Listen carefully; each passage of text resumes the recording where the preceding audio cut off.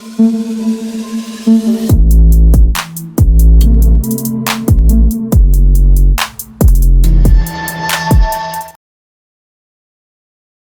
warahmatullahi wabarakatuh nih teman-teman ya. Selamat pagi semuanya buat teman-teman komunitas Didi Channel ya. Semoga buat kalian sehat selalu teman ya. Dan sebelumnya selamat tahun baru teman ya. Semoga di awal tahun baru ini kita diberikan kesehatan, kesempatan ya, dan rezeki yang banyak nih ya di tahun 2024 sampai di tahun 2025 teman. Amin ya. Oke teman, karena ini akhir tahun baru ya teman ya. Jadi kita harus semangat baru dong ya, semangat baru.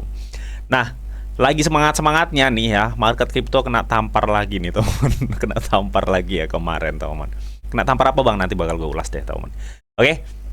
Nah, kali ini kan lagi gencar ya mengenai info news seputar ETF spot Bitcoin ya, karena kan persetujuan katanya tanggal 10 Januari gitu teman. Ya. Dan gue sebelumnya udah pernah bilang ke teman-teman semua, teman ya. Nanti arah market ketika akan menuju ke ETF Bitcoin spot, teman ya. Gue rasa yang cenderung naik itu ke Bitcoinnya, ya teman, ke Bitcoinnya. Ya, untuk altcoin mungkin ada beberapa proyek yang mungkin sudah memiliki secara fundamental teknologinya sendiri, itu akan kena dampaknya juga. Tapi buat token-token yang masih numpang itu kemungkinan ini teman ya, apa namanya? Kenaikannya nggak sesignifikan yang sudah koin yang sudah memiliki teknologi sendiri, intinya seperti itu teman. Tapi gue lebih ngerasa atau feeling gue itu lebih dominan ke Bitcoin karena kuatnya tuh ke Bitcoin ya. Jadi intinya tuh mata tertuju ke Bitcoin semua, intinya seperti itu ya. Jadi gue rasa dominan Bitcoin dominannya itu lebih kuat banget ke Bitcoin. Oke, jadi kita langsung aja ya untuk ngebahas atau ngepantau market cryptocurrency pagi ini gitu teman. Nah sebelumnya buat teman-teman semua yang belum subscribe silahkan subscribe dulu ya. Karena apa? Karena setiap harinya di sini gua akan update seputar news cryptocurrency teman ya. Sudah pastiin kalian gak bakal ketinggalan teman. Dan kalian juga bisa gabung kok di grup Telegram gua, teman, karena di situ setiap harinya juga gua akan share informasi seputar news cryptocurrency dan sentimen-sentimennya. Dan kalian juga bisa sharing seputar cryptocurrency ya dengan gua dan teman-teman di grup Telegram. Nanti untuk link join Telegram, grup Telegram gua sediain di kolom deskripsi. Ingat, ini joinnya gratis, teman. So, maksimalkan. Oke, gue tunggu kalian di grup Telegram gua. Oke. Jadi kita langsung aja untuk ke cryptocurrency ya. Ke coin market cap, sorry. Oke, jadi kalau kita lihat ya untuk di coin market cap ini untuk faktor fear and greed index saat ini naik lagi ya. Bisa dibilang masih sama ya seperti kemarin teman-teman ya. Di level 73 ya. Artinya tingkat keserakahan saat itu masih ada gitu teman, masih ada. Ya, kalian bisa lihat untuk levelnya. Dan untuk Bitcoin saat ini sedang mengalami pertumbuhan cuy ya, 44,88 atau 49. Kalau nggak salah tadi tembus 45 ya kalau nggak salah ya teman. Ya, dan dalam kurun waktu 24 jam ya, Bitcoin ini tumbuh sekitar 5,39% teman ya. Seperti yang udah gue bilang ya, ada beberapa koin yang sedang mengalami pertumbuhan saat ini seperti Solana, Cardano ya teman. Tapi rata-rata pertumbuhannya itu nggak ada sampai 5% tuh nggak ada ya teman. Jarang ya. Ini ada ICP ini ya, yang HEP ya, 7 hari terakhir ini ICP itu mengalami pertumbuhan. Tapi rata-rata pertumbuhannya itu cukup kecil ya teman ya. Lebih dominan ke Bitcoin. Dan ini yang udah gue sampaikan ke teman-teman semua di video gue sebelumnya ya, bahwa persetujuan ETF nantinya akan lebih dominan ke Bitcoin ya untuk pertumbuhannya. Oke teman ya, kita langsung aja. Ini kelemot banget sih, gue iniin aja ya teman ya. Nah oke, jadi kalau gue lihat juga ya di blockchain center juga teman ya, Bitcoin tuh memang mengalami pertumbuhan yang cukup mengesankan lah teman ya, 1 tahun terakhir ini teman ya, dimana di tahun 2002 ini ya, 21 akhir sampai 2023 akhir kemarin tuh banyak tantangan banget di market cryptocurrency, banyak kejadian yang brutal banget ya, dimana makanya kemarin sempat banyak yang tanya, bang apakah koin ini bagus, apakah koin ini jelek gitu ya. Jadi gue rasa koin-koin yang bisa bertahan di tahun-tahun kemarin ya, di tahun start di akhir 2001 sampai akhir 2023 kemarin, itu koin-koin atau token yang udah bertahan itu bisa dibilang koin bagus gitu teman, karena brutal banget cuy, brutal banget, banyak sekali kejadian-kejadian yang ngejatuhin cryptocurrency. Jadi kalau misalkan ada koin atau token yang bisa bertahan di era-era tahun-tahun kemarin itu, gue rasa itu cukup good banget gitu, cukup good banget. Jadi tinggal saat ini ya kita menunggu momen bulerannya itu ya, momen bulerannya. Gue rasa sih akhir 2024 udah mulai ya, buleran itu udah mulai dan maksimalnya itu mungkin di pertengahan 2025 ya. Ya kalian bisa TP di kuartal 1 kuartal 2 2025 lah ya teman ya. Kalau masih kalian punya aset jagoan di tahun saat ini. Intinya seperti itu ya teman. Oke, dan terlihat banget untuk dalam kurun waktu 1 hari ada beberapa market yang sudah mulai menghijau ya, karena memang dorongan dari induk kripto itu sendiri yang saat ini mengalami kenaikan gitu teman. Ya. Nah, di sini teman ya, gue kutip juga nih dari YouTube tadi teman ya. Nah, ini 5 alasan Bitcoin ETF mungkin menggerakkan pergerakan pasar yang belum pernah terjadi sebelumnya. Oke. Jadi ini katanya ya Bitcoin ETF dapat mendorong BTC untuk memecah lebih dari 500 tahun sejarah pasar katalis katanya teman. Ya memang kita ketahui ya untuk kan pernah tak gue share ya di grup Telegram juga ya performa dari beberapa perusahaan besar seperti Apple ya, terus Microsoft, Google dan lain-lain, performa pertumbuhan sahamnya ya itu lewat semua sama Bitcoin ya. Dimana Bitcoin meskipun volatilitasnya cukup tinggi, tapi terbukti ya semakin tahun Bitcoin itu semakin naik ya teman. Ya jadi Bitcoin itu mengalahkan kenaikannya ya, dari persentase kenaikannya itu mengalahkan semua atau seluruh perusahaan-perusahaan besar di dunia ini gitu teman. Makanya Bitcoin itu sangat-sangat benar diincar aset perusahaan manajer aset ya, karena perusahaan-perusahaan manajer aset itu nantinya akan bersaing untuk mendapatkan seberapa banyak transaksi Bitcoin itu sendiri gitu teman ya.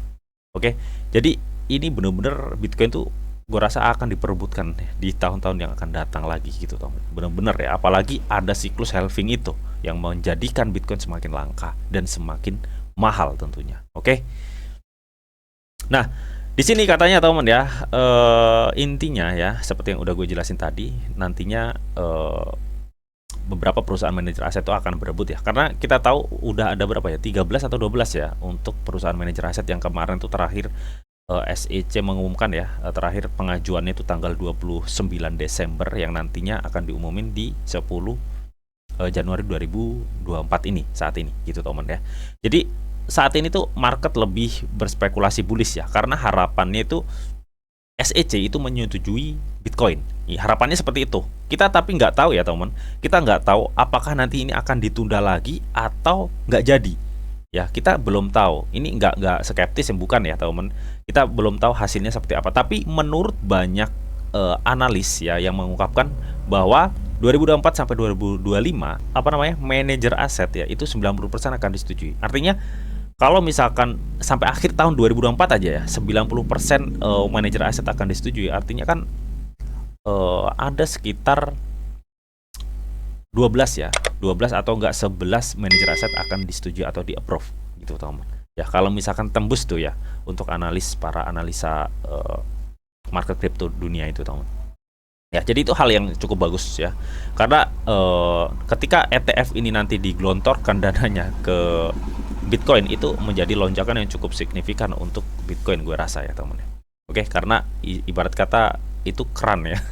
Keran duit triliunan gitu ya yang diluncurkan untuk Bitcoin gitu teman. Oke.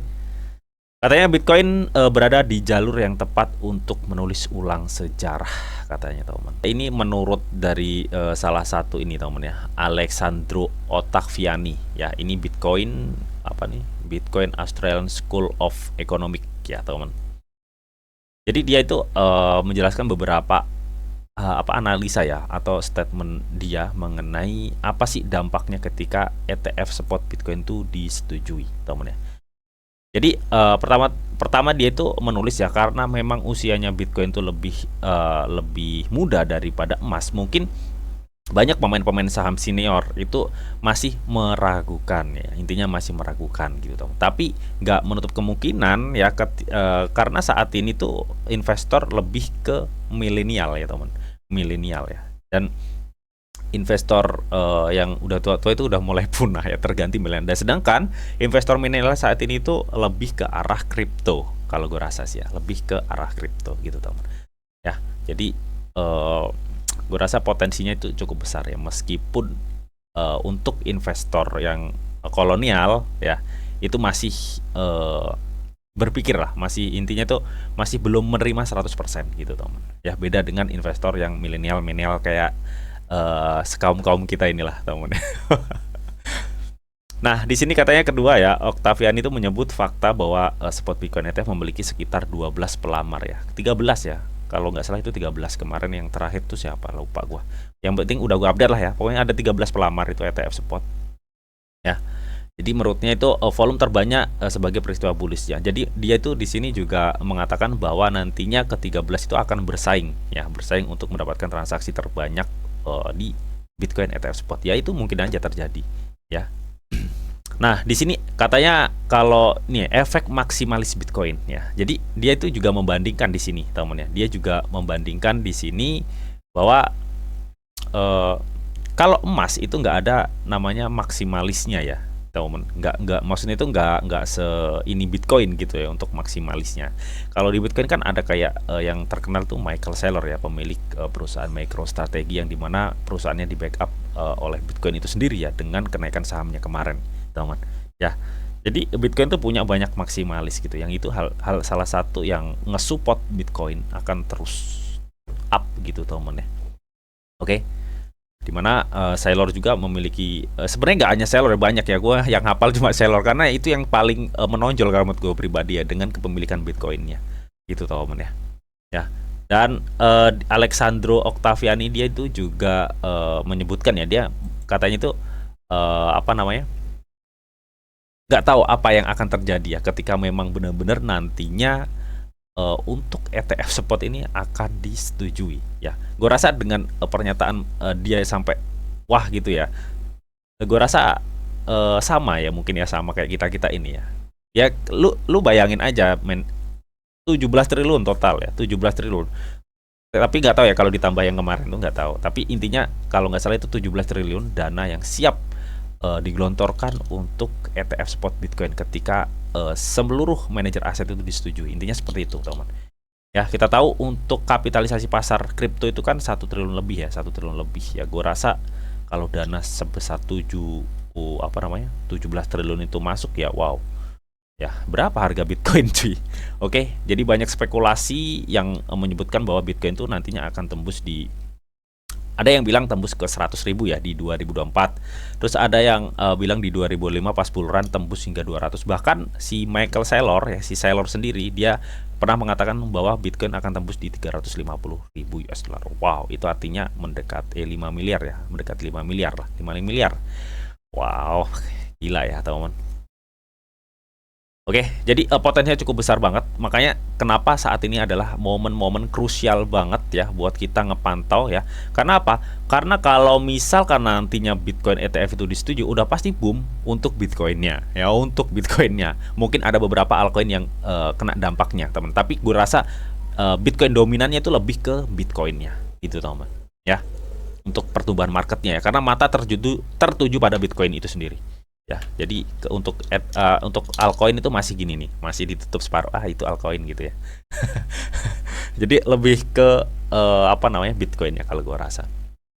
Oke, dan kalau misalkan sebaliknya Bang, bagaimana? Ya siap-siap kalau misalkan sebaliknya ya, misalkan nih tiba-tiba SEC bilang, wah ETF di ini nih diundur gitu ya. Gue rasa marketnya akan langsung terjun.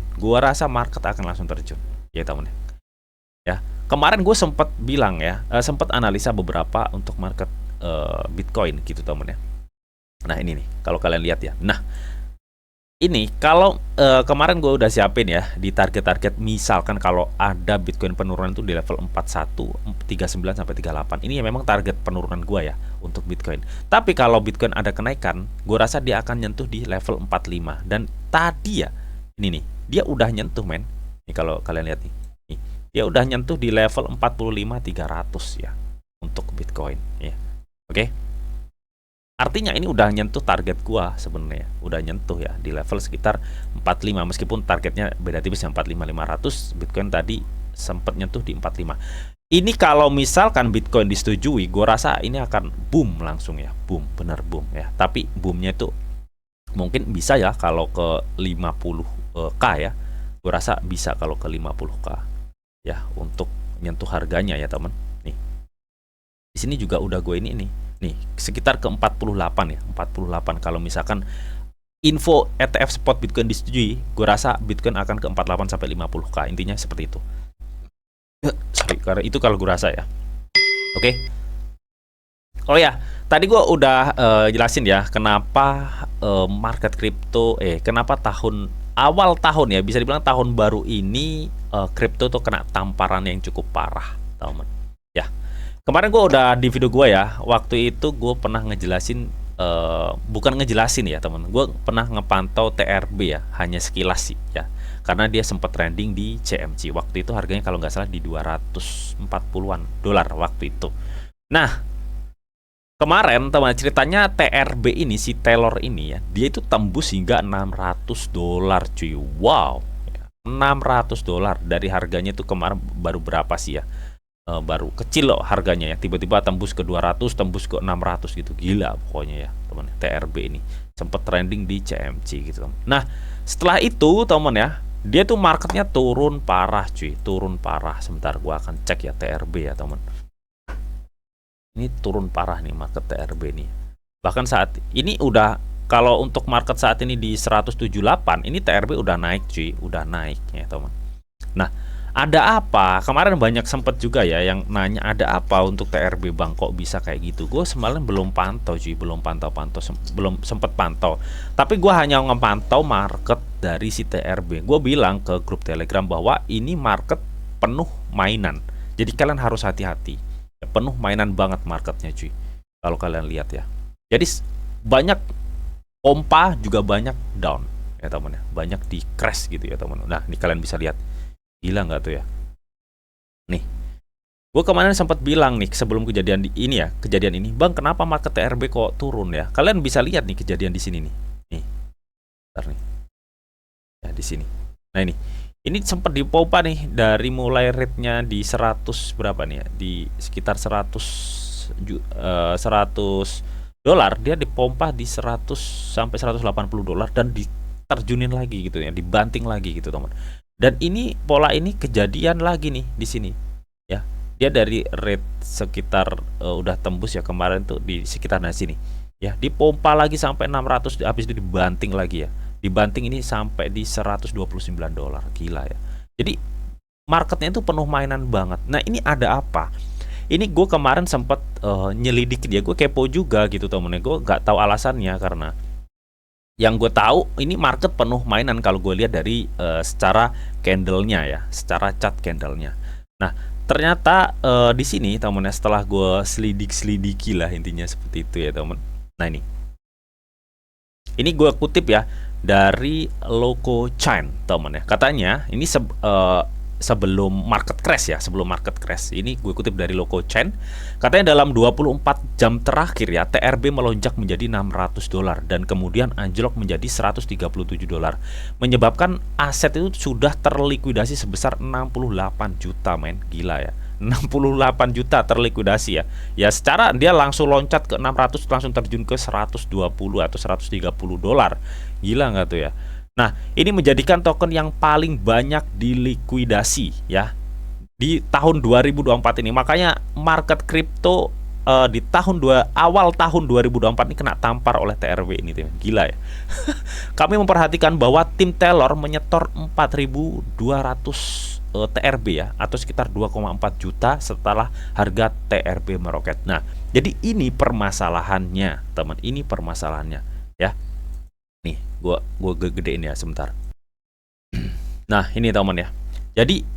Jadi di sini penyebab dari crashnya market ya. Karena kan gue sebelumnya di grup Telegram udah bilang ya, ini market penuh mainan. Jadi harap hati-hati ya teman-teman. Tapi kalau kalian ingin gambling ya, no problem ya. Kalau intinya kalau ingin gambling kan kalian udah paham tuh resikonya gitu teman ya. Nggak masalah ya teman ya kalau ingin gambling ya. Tapi kalau ingin invest kalian harus pikir-pikir dulu. Ini market nggak sehat banget cuy. Ini market nggak sehat banget. Ya, kenapa harga kemarin crash? Ternyata di sini diselidiki ya oleh salah satu Lokochen ya, teman. Katanya sebelum marketnya crash parah ya, di sini tim dari Taylor ini, teman ya, dia itu deposit ya sebesar ini nih. Mana tadi ya? Nih sebesar 4.211 TRB atau 2,4 juta. Habis itu dijual. Bes. Nah, langsung harganya terjun parah cuy nih. Ini dia juga membagikan ya. Ini membagikan. Nah, ini datanya nih teman ya. 8 Hz 5 menit ya, Coinbase deposit ya. Jadi waktu belum crash ya, TRB belum crash, dia udah deposit sebesar ini atau senilai 2,4 juta itu tadi. Nah, dia depositnya tuh di sini. Nah, di pucuk sini dia depositnya. Nah, ini ada turun dikit, habis itu naik ya. Naik. Habis itu kalian bisa lihat sendiri. Anjlem langsung cuy, parah. Ya. Baru awal 2024 ya, udah ketampar si TRB ini untuk marketnya ya gitu. Jadi banyak yang spekulasi, wah ini rug pull, wah ini tarikan karet. Padahal kalau kita lihat Taylor ini banyak ke listing di bursa-bursa besar gitu teman ya. Nah, hal ini yang sampai saat ini ya menjadi perbincangan oleh komunitas si Taylor, teman. Masih dalam perbincangan. Kenapa tim melakukan hal tersebut itu gue belum tahu alasannya. Gue masih belum tahu alasannya kenapa tim melakukan hal tersebut ya teman. Nah, ini gue kutip juga ya dari ini, gue tweet ya. Ya, ini gue dari akun Boot ya. Ini dia screenshot ya. Ini ada tim full of 18 ya. Jadi ini muka-muka timnya nih. Jadi rata-rata menurut si akun Boot ini, timnya itu apa namanya? Dia berusia 18 sampai 20 tahun. Tapi untuk pastinya gue belum tahu ya. Ini tim Taylor teman ya. Jadi di orang-orang di belakang tim Taylor, orang-orang di belakang Taylor itu sendiri ya. Ini menurut akun Boot ini teman ya. Tim yang penuh dengan pemain berusia 18 sampai 20 tahun. Ya ini teman. Ya. Jadi gua rasa gila ya. Baru awal tahun udah ketampar si TRB ini ya. Untuk kayak tarik-tarikan karpet gitu ya teman. Suwe banget ya. Tapi gini teman ya, untuk market itu untuk market TRB ya, kalau menurut gue pribadi sih ya, kalau kalian ingin gambling ya no problem ya. Tapi kalau buat invest gue mikir 2 kali dulu ya. Gue bakal riset lebih dalam dulu mengenai TRB itu, bagaimana nanti kelanjutan dan bagaimana klarifikasi dari timnya itu. Apa sih yang menyebabkan mereka sampai memanfaatkan momen bullnya itu untuk deposit dan meraih cuan di situ. Ini belum dijelaskan dan gue belum tahu. Kalau kalian sudah ada yang tahu, kalian bisa komen di atas. Oke, jadi intinya seperti itu ya teman-teman ya, untuk news seputar cryptocurrency saat ini teman ya. Oke, dan ini yang terakhir ini gue kutip juga dari Bitcoin LFG ya teman. Ini katanya Grayscale sedang merekrut spesialis produk ETF ya teman ya. Ini intinya informasi-informasi tambahan aja teman ya. Yang pasti untuk perkembangan ETF spot ya, kita tinggal wait and see, tunggu aja teman ya. Karena ini momen krusial banget. Ketika memang di approve, Bitcoin akan boom. Itu Bitcoinnya ya teman ya, bukan altcoin ya. Dan ketika Bitcoin itu ETF spot ditunda, itu ya dampaknya akan blus langsung ke bawah gue rasa. Jadi ini momen krusial banget ya, kalian harus pantau nih sampai nanti tanggal 10 Januari teman ya, bagaimana kelanjutannya. Dan untuk tamparan terbaru ya tadi yang udah gue jelasin ya, mengenai si TRB ini, yang ternyata penyebab dari turunnya market TRB itu adalah timnya sendiri. Gue nggak tahu modusnya apa, alasannya apa, belum ada klarifikasi. Tapi buat teman-teman yang udah tahu, kalian bisa tulis komen di kolom komentar ya teman. Oke, dan tetap teman ya, itu aja yang udah gue sampein untuk video ini. Semoga bisa bermanfaat. Dan tetap di sini ada disclaimer on bahwa untuk trading dan investasi di dunia cryptocurrency itu sifatnya sangat berbahaya atau sangat berisiko tinggi teman. Jadi bicara kalian di dalam mengelola atau memanajemen keuangan kalian, semua keputusan yang kalian ambil adalah tanggung jawab kalian masing-masing. Di sini tidak hanya memberikan informasi yang ditanggung kalian semua. Oke, mungkin itu aja yang bisa disampaikan di acara video ini. Semoga bisa bermanfaat. Jika kalian suka video ini, jangan lupa kalian klik like, share, komen, and di subscribe teman, karena subscribe itu gratis. Dan tentunya kalian akan mendapatkan update-update video terbaru dan info-info terbaru dari Didi Channel. Oke, sampai jumpa. Bye-bye.